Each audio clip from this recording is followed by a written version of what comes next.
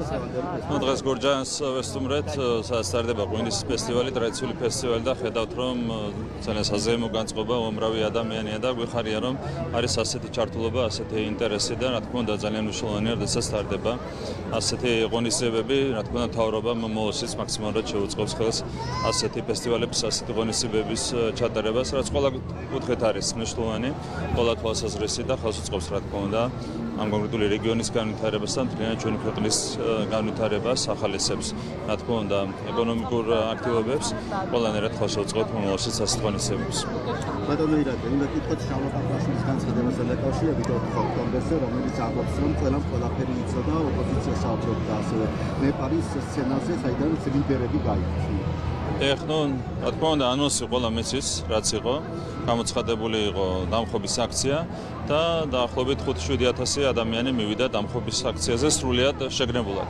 რა თქმა უნდა, მორალური პასუხისმგებლობა იმ ყველაფერზე, რაც მოხდა 4 ოქტომბერს, ეგისრება უკლებდა ყველა ადამიანს, რომელიც იქ იყო მისული, რაც შეეხება სამართლებრივ პასუხისმგებლობას, ვინც ძალადობაში იყო ჩართული, იცით რომ მათ მიმართ მოქმედებს სამართლებრივი ზომები, არის იდენტიფიცირებული ადამიანების გარკვეული რაოდენობა და მათ მიმართ სამართლებრივი ზომები ამოქმედება, რა თქმა უნდა, ეს არ გვიხარია, თუმცა ყველა მიხილა შემდგარი დანაშაული და რა თქმა უნდა, ამაზე სახელმწიფოს რეაგირება არის უბრალოდ ჩვენი პასუხისმგებლობა. ამ თემაზე რო გავაგრძელოთ, საიზრდება სუსმა გამოკითხა ბაჩუახალაია და მისი მეუღლე ასევე ცოლ-ქმარნი ამბობენ რომ არც პრეზიდენტის სასამართლოს მცდელობა არ ყოფილა არც დამხობი და ასე შემდეგ. არის თუ არა მათი მხრიდან ეს ყველაფერი ძალადობრივი აქციისგან გამოჩვრის მცდელობა, როგორ შეაფასებთ იმ ფაქტს, რომ ახალაიების ოჯახი ცდილობს ძალადობრივი აქცია და რევოლუციის შავარდნის სცენარი მშვიდობიანად გამოაცხადოს. და დავამატებდი რომ უკრაინელ მებრძოლებთანაც მიდის კვალი და თუ შეიძლება რომ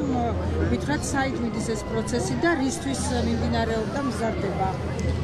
რაც შეეხება მათ განცხადებებს, იმასთან დაკავშირებით, რომ თითქოს არ იყო ძალადობა, გულისხმობ ახალაიების ოჯახს, როგორც ჩანს, მათ ეს ძალადობა არაფრად ეჩვენებათ იმასთან შედარებით, რაც ძალადობასაც ისინი ახორციელებდნენ დანის ციხეში, ხო? მათთვის ეს ძალადობა არაფერია იმასთან შედარებით, რასაც დანის ციხეში აკეთებდნენ, როდესაც აწამებდნენ პატიმრებს პირდაპირ ნიშნულობით. ასეთი მორალის ადამიანებისგან ასეთი განცხადებები, რა თქმა უნდა, არ გვიკვირს დანარჩენს, რა თქმა უნდა, დაადგენს გამოძიება, მათ შორის უცხოურ კავშირებთან დაკავშირებითაც გამოძიება დაადგენს ყველა დეტალს, მე არ მინდა წინ გავუსრო მოვლენებს, მაგრამ რა თქმა უნდა, მნიშვნელოვანია, რომ თითოეული დეტალი იყოს გამოძიება. თქვით, რომ გამოძიება დაადგენს და გრძელდება გამოძიება, დაკავებების რაოდენობა 56-მდე გაიზარდა, უკვე იდენტიფიცირებაც ხდება ეტაპობრივად. ფიქრობთ თუ არა, რომ კიდევ უფრო მეტად შესაძლოა გაიზარდოს, მაშინ როდესაც ოპონენტები ამ დრომდე ამბობენ, რომ ეს იყო მხოლოდ მშვიდობიანი. სავარაუდოდ გაიზრდება გამომდინარე იქიდან, რომ ჩვენ ვაფრთხილებდით ყველას იდენტიფიცირების შესაძლებლობებთან დაკავშირებითაც. ყველას ვაფრთხილებდით, რომ ქონდა მოძალადეების იდენტიფიცირების კიდევ უფრო მეტი რესურსი, ვიდრე ქონდა მანამდე, აქედან გამომდინარე, რა თქმა უნდა, ყველა მოძალადე ვინც იქნება იდენტიფიცირებული, მიეცემა პასუხისმგებაში. შესაბამისად, ლოგიკურია, რომ უნდა ველოდოთ რიცხვის გაზრდას.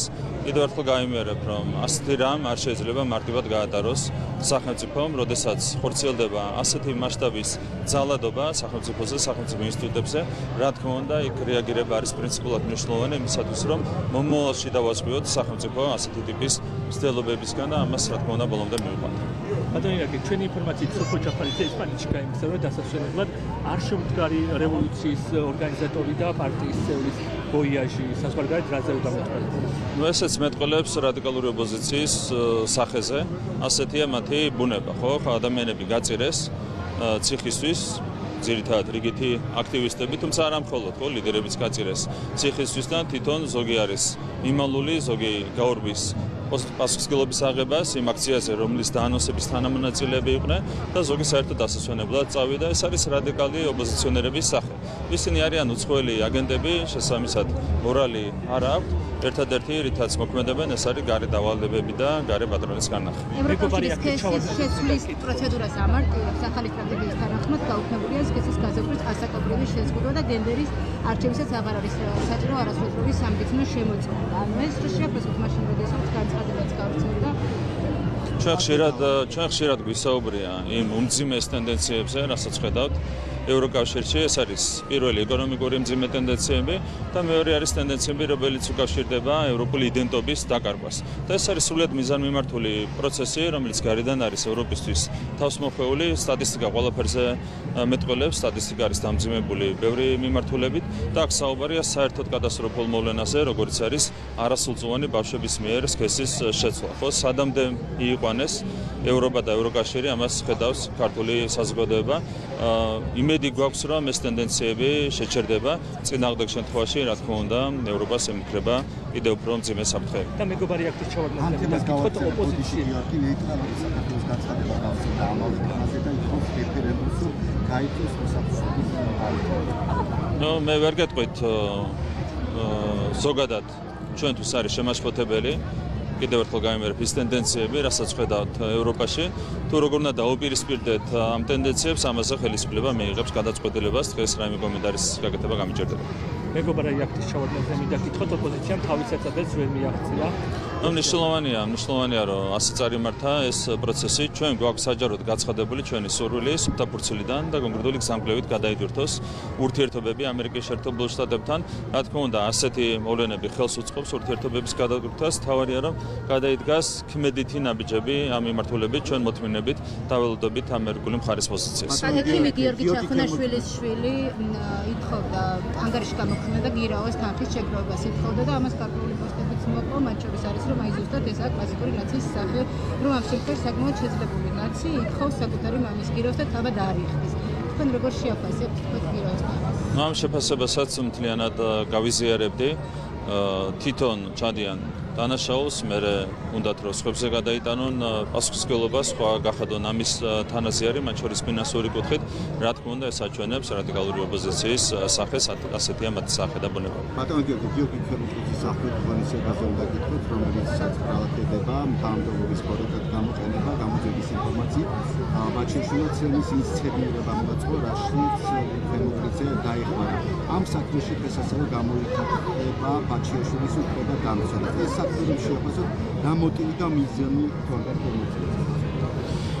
პირველ რიგში ეს არის რა თქმა უნდა სახელმწიფო საფრთხების სამსახურის კომპეტენცია, ბოლომდე ჩაეძიოს ამ ყველაფერს. მოტივი გასაგებია, ხო? ლოგიკურად ეს არის სახელმწიფოსთვის ზიანის მიყენება, შესაძლოა ეს იყოს პატიმრისთვის რაღაცა მდგომარეობის შეცვლა გარკვეული მიმართულებით. მე ვერ გეტყვით, ეს უნდა დაადგინოს, რა თქმა უნდა, გამოძიება თავისთავად ძალიან მნიშვნელოვანია ჩვენთვის ამ სავარაუდო დანაშაულის გახსნა, გამომდინარე იქიდან, რომ ძალიან უფრთხილდებით იმ მიღწევას, რომელიც გვაქვს საშალახსოვრების სისტემაში.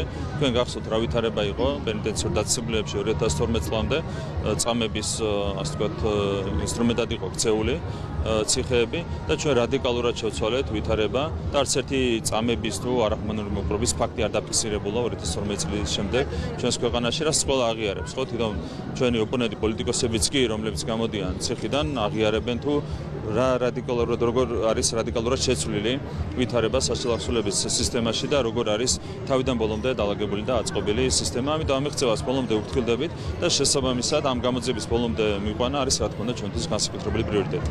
ბატონო ირაკლი, ციხის უფროსის გარდაცვალების საქმეზე მინდა გითხოთ, თუ გაარკვიეთ დეტალები რა ვითარებაში გარდაიცვალა და საინტერესოა ისიც, რომ თავად იუსტიციის მინისტრი ადასტურებს, რომ ის ამ მოვლენებამდე ჰყავდათ გამოკითხვაზე დაბარებული. აი თუ იცით ამ საქმის დეტალები. მე ვერ გეტყვით, ეს არის გამოძიების საქმე, თვითონ ამ კონკრეტული ფაქტის გამოძიება არის შესაბამისი უწყებების საქმე. რაც შეეხება დაბარებას, თქვენ იცით, რომ კონკრეტული საქმე იყო აღძრული და შესაძლებელია ასეთი რამ მოხდა, თუმცა ეს არის უწყებების პრეროგატივა, მათ უნდა გაქცენ ასეთ კითხვებზე პასუხი. ასევე მინდა გითხოთ, გუშინ იმყოფებოდნენ საქართველოში ევროპარლამენტარები, რატომ არ შეხვდით რა მოხდა? არაფერი გაქვთ სათქმელი მათთან? მე არ ვიცი ვინ იყო ჩამოსული, ყოველ შემთხვევაში ჩვენთან არ უთხოვიათ შეხვედრა, წარმოდგენა არ მაქვს ვინ იყო ჩამოსული საქართველოში. და უარი გითხრეს, აი არა, ჩვენ საერთოდ მე ახლა გავიგე რომ ევროპარლამენტარები იყვნენ ჩამოსული საქართველოში.